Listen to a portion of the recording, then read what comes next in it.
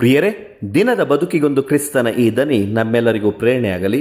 ಪೂಜಾ ವಿಧಿಯ ಸಾಧಾರಣ ಕಾಲದ 34ನೇ ವಾರ, ನವೆಂಬರ್ 25, 2025 ಮಂಗಳವಾರ. ಸಂತ ಲೂಕನು ಬರೆದ ಪವಿತ್ರ ಶುಭ ಸಂದೇಶದಿಂದ ವಾಚನ. 21ನೇ ಅಧ್ಯಾಯ 5ರಿಂದ 11ರವರೆಗಿನ ವಚನಗಳು. ಆ ಕಾಲದಲ್ಲಿ ಈ ಮಹಾದೇವಾಲಯವು ಅಂದವಾದ ಕಲ್ಲುಗಳಿಂದಲೂ ಅಮೂಲ್ಯವಾದ ಕೊಡುಗೆಗಳಿಂದಲೂ ಎಷ್ಟು ಅಲಂಕೃತವಾಗಿದೆ ಎಂದು ಕೆಲವರು ಮಾತನಾಡುತ್ತಿದ್ದರು. ಆಗ ಯೇಸು, ಇವುಗಳನ್ನು ನೀವು ನೋಡ್ತಿದ್ದಿರಲ್ಲವೇ? ಇಲ್ಲಿ ಕಲ್ಲಿನ ಮೇಲೆ ಕಲ್ಲು ಉಳಿಯದು, ಎಲ್ಲವನ್ನು ಕೆಡವಿ ಹಾಕುವ ಕಾಲವೊಂದು ಬರುವುದು ಎಂದರು. ಗುರುವೇ, ಇದು ಸಂಭವಿಸುವುದು ಯಾವಾಗ? ಇದೀಗಲೇ ಸಂಭವಿಸಲಿದೆ ಎಂದು ತಿಳಿಸುವ ಪೂರ್ವ ಸೂಚನೆ ಯಾವುದು ಎಂದು ಕೆಲವರು ಕೇಳಿದರು. ಅದಕ್ಕೆ ಯೇಸು, ಸ್ವಾಮಿ, ನೀವು ಮೋಸ ಹೋಗದಂತೆ ಜಾಗರೂಕರಾಗಿರಿ. ಅನೇಕರು ನಾನೇ ಆತ ಎನ್ನುತ್ತಾ ನನ್ನ ಹೆಸರನ್ನೇ ಇಟ್ಟುಕೊಂಡು ಬಂದು ಕಾಲವು ಸಮೀಪಿಸಿಬಿಟ್ಟಿತು ಎಂದು ಹೇಳುತ್ತಾರೆ. ಅವರನ್ನು ಹಿಂಬಾಲಿಸಬೇಡಿ.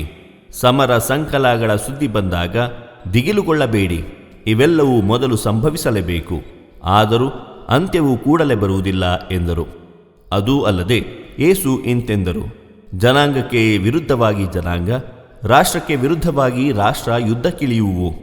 ಭೀಕರ ಭೂಕಂಪಗಳಾಗುವು, ಕ್ಷಾಮಡಾಮರುಗಳು ತಲೆದೋರುವು, ಭಯಂಕರ ಘಟನೆಗಳು, ಬಾಹ್ಯಾಕಾಶದಲ್ಲಿ ಅಪೂರ್ವ ಸೂಚನೆಗಳು ಕಾಣಿಸಿಕೊಳ್ಳುವವು.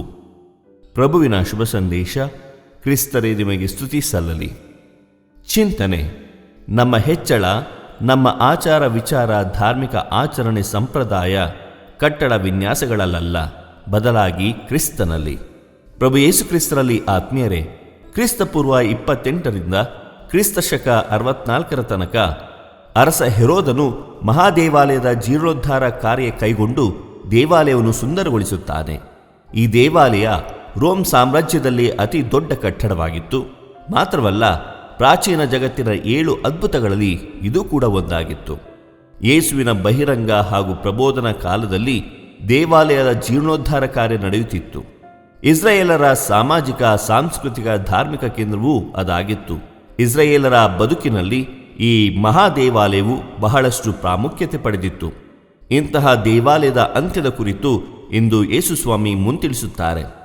ಆತ್ಮೀಯರೇ, ಫ್ಲಾವಿಯಸ್ ಜೋಸೆಫಸ್ ಪ್ರಕಾರ ರೋಮನ್ನರು ಕ್ರಿಸ್ತಶಕ 70ರಲ್ಲಿ ಈ ದೇವಾಲಯವನ್ನು ಸಂಪೂರ್ಣವಾಗಿ ನಾಶ ಮಾಡುತ್ತಾರೆ.